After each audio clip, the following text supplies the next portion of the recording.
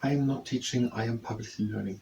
But hi and welcome to Learning for the Life in the UK test part 204, sport, while doing a leg injury prevention training. And if you participate in the leg injury prevention training, that is at your own risk. So sport, I once said it would be good if at some place all the sports I explained were explained, so we should not just a book by the cover or on the first pages, we should read it completely. So sport. Sports of all kinds play an important part in many people's lives. So, different types of sports. So for many people, sport is important in the UK. That's the sense. And there are different types of sports. So for some people, that one type of sport is very important, and another type, maybe people have two types of sports which are important for them. So what I'd say is that sport is very important for many people in the United Kingdom. There are several sports that are particularly popular in the UK. So in the United Kingdom, there are different types of sport, and some of them are very important. Popular. So there are some sports which are doing only a few people. Anyone can invent their own sport, then it's just one person doing it. There are sports which are done by a few hundred or a few thousand people, but there are also sports which are done or watched or participated or being a fan of by millions of people. Many sporting events take place at major stadiums, such as Wembley Stadium in London and the Principality Stadium in Cardiff. Now we're knowing a lot about London. We're knowing of Westminster Bridge for Parliament. We're knowing now of the Cenotaph for the Remembrance Day in Whitehall. We're knowing of Westminster Abbey, where the monarchs is crowned, kings and queens are crowned, and where also many of the monarchs have their resting place, and a bunch of more things. But now we're having also Wembley Stadium in London. Wembley Stadium is in London. So, and the Principality Stadium in Cardiff. Cardiff is the capital of Wales. It's a Cardiff. So, many sport events. So, some of these big sport events. So, when I'm taking a bit an advantage because I was just thinking about, is it understandable if someone wouldn't know that? So, for example, if there's a big football match, maybe we could even a better explanation to everything. If two teams are playing football with or against each other, then that happens often in a stadium. So they are playing on a football field. I don't know if you get a better explanation to what football is, but they are playing on a field, and they are not just a few people standing around, but major events, football events, they are then thousands of people, and we can't see. They stand hundreds of meters in, and we can't see. So the people are building stadiums. So the people are not standing here, and then another one, and we can't see what's going on the football field. So they're building little ranks, making them basically a hill. So the people standing higher and higher and higher, and then they can, around the football pitch, can 10,000s of people sit and watch the football pitch. And this is then called a stadium. If there's a football field and at the outside some ranks. And there are big stadiums, major stadiums, and one of these is, for example, the Wembley Stadium in London.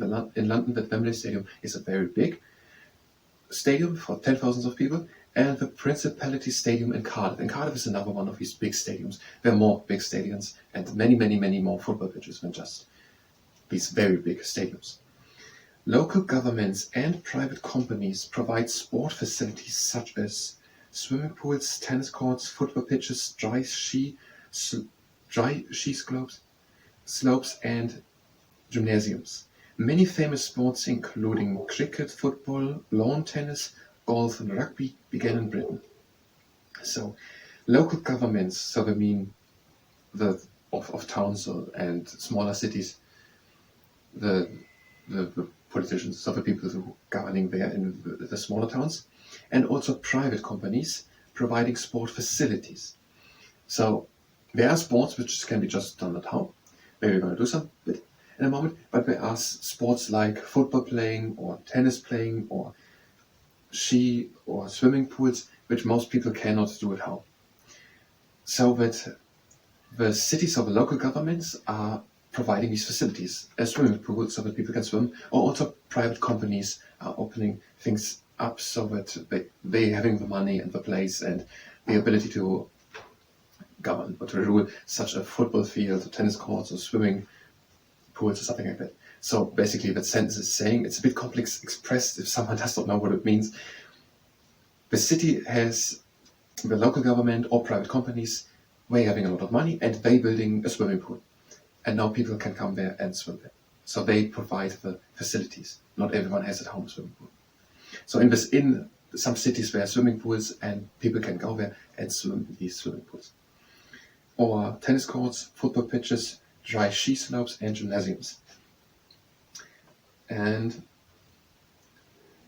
in swimming pools where people are swimming in, so I don't know if I'm going to explain what swimming is. Swimming is basically being in water, in deep water, so that the people cannot stand in it, and they're keeping over the water surface so that we can breathe the nose over the water. So they are in water which is deeper than we can stand in, or at least they are not standing in the water. There's an area, so it has to be digged a big, whatever it's called, a big hole. It has to be digged, and when water is in it, and then the people going in it. And swimming is when we're in the water and we're swimming there and we're keeping the head over the water so that we can keep breathing with the head over the water. And now we're moving from one side to the other in such a pool. As a sport, that takes a lot of effort to swim from one side to the other because humans are not really made to swimming, they are to walking more made. And so we're going into the pool and when we're swimming over to the other side, and that works similar to the airplanes starting by pushing the water back, and because they push the water back, they come forward. And they're making such movements like this. And that pushes the water back, and through that the body comes forward. So we're taking water and pulling it back, and then the body comes forward. And if we're doing that 150 times, we're at the end of the pool. Makes a lot of fun for many people. Keep staying objective here. And tennis courts are they are made out of different materials. They said something about lawn tennis was invented, so lawn tennis, that would be a lawn, that would be grass, but there are also other stuffs like just like a street or other types of stuff. And when there are two people standing on each side, that would be the way. So there are two sides. It's a big piece, basically like a street. It's around 35 meters long with a room behind to run, and almost 50 meters wide, and they're having a little tennis ball. I don't have one here right now. And they're having tennis rackets, and they're smashing it to the other side over, and one to the other side, and they look who makes a mistake or who makes such a good shot that the ball bounces still in the field, but the other person cannot get it. So they're just smashing a tennis ball from one side to the other, basically. And it's also a sport that many people enjoy doing that. And so it's basically a street, and they are smashing a tennis ball from one side to the other. And looking who plays so good that the other person cannot get the tennis ball, or who makes the first mistake, then they're counting the points, and then one has won. And cricket, it's also a bit similar, also with smashing, so someone throws a ball, and then the other person has also a cricket racket, I don't know what it's called, a cricket bat maybe, and then also smashes that cricket ball, and I don't know all the exact rules. And so basically that is the beginning of cricket, and the people are also running, but I cannot really distinguish from baseball and other sports. And cricket, and there's football. We had it already with football stadiums, so there are people that's a big piece of lawn, 100 meters most of the times, but there are also smaller pitches because you can also play it with 3 people, or just 20 meters or 10 meters. And that's a football. It's such a large piece of air-filled something, and we're kicking it just with the foot, so that's why it's called football. And we are playing together, some people, and we're trying to get the ball just with the foot, so we can hold it just with the foot, and trying to bring it to the other side and then shoot it into a goal, into a marked place. And the opposing team tries to get the football, and they're trying to get a goal on the other side, and there are 2 goals. But the team here tries to get the ball into that place, and that team tries to get the ball into that place, and who gets the ball the most of the times into that place has won. That's football, and many people enjoy that a lot, and also many people enjoy watching these sports on television or in stadiums there. And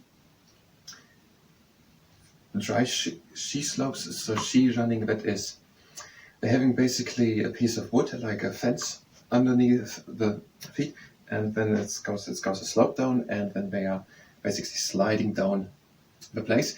Skiing is oftentimes done on snow, that goes pretty good to go there, but here's dry ski because England is not cold enough and does not have enough snow on most places.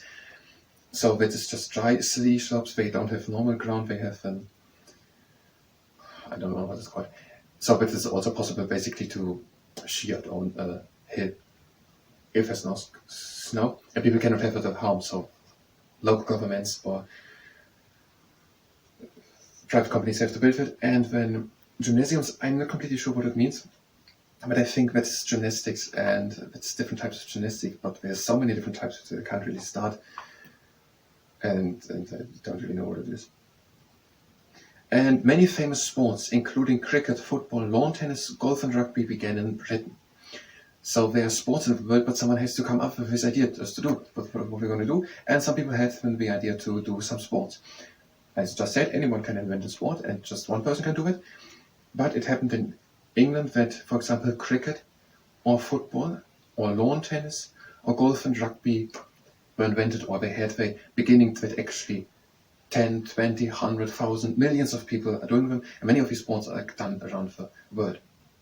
So 150 years ago, people started to have the idea, hey, we're taking a football and we're trying to get it from that to that place, and that sounds a bit easy, maybe if I explain it that way, that people who were actually doing it and not just talking about it theoretically, they enjoyed a lot, and people were watching it, and they enjoy watching it, and they try it also for themselves, and so all around the world, people are playing football, or cricket, lawn tennis, and golf. Golf, there's a golf ball that's smaller. It's pretty heavy, and they're having also a golf racket or something.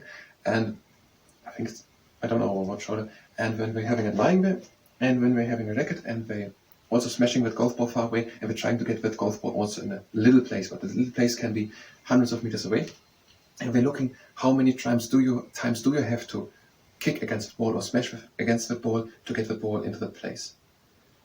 It's not very easy to make that, so some people need one, that's only one, or just 5, 3, 5, 10, 20, 50, 100 shots to get the little golf ball into the little hole which is hundreds of meters away.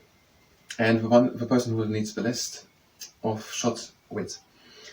And rugby, I don't know exactly what rugby is. They're having a rugby ball that's a bit smaller. And when they're holding the rugby, that's differently from football, so they're having a rugby in the hand. It's the only thing where the ball is in the hand, the cricket also. And we're trying to get to know that rugby holding in the hand to the other side of the field, and the other team tries to stop them from doing that. So that is more physical rugby as far as I know, I don't know exactly. And so that's a bit different. And so we're holding this rugby, and we're trying to run over with the rugby ball to the other side of the field, and the other team tries to stop them from doing that. And then somehow we're starting all over again. I don't know the rules. I haven't, because we are not just running through, they are just stopping and then we're going on. But there are different types of these plays, and I can't really distinguish them. Now we have talked all the time about sport. Let's do a little bit sport. If you participate in the short leg injury prevention training, that's at your own risk. Breathing in and going down. And out again down. And again in. And out. Again in. And out. And up and down. Breathe in. And out. Breathe in and cross the legs. And out. And let's do some short exercises. One leg up, right angle of the leg, flex foot, even line hips, taller than the back, and we're pressing on the inside against the leg.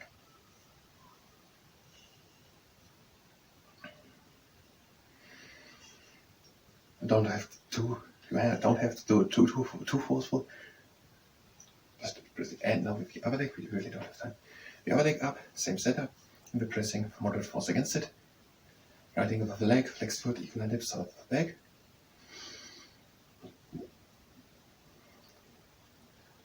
And now again the leg up, right angle of the leg, flex foot, even line hips, taller than the back. And when knee presses up to the side, up to the side.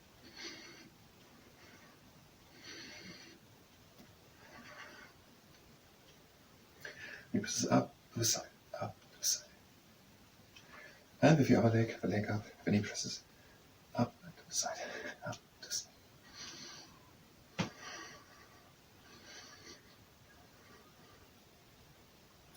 A few last ones. And now, because we don't have time, it's just a closing exercise. Breathing in. And out. Again in. Out. clinic house days. And we're done with talking about sport, and we've also done a little bit of sport by doing the leg injury prevention training. I thank you very much, and the next part we will continue with sport part 2. I thank you very much, and until the next time.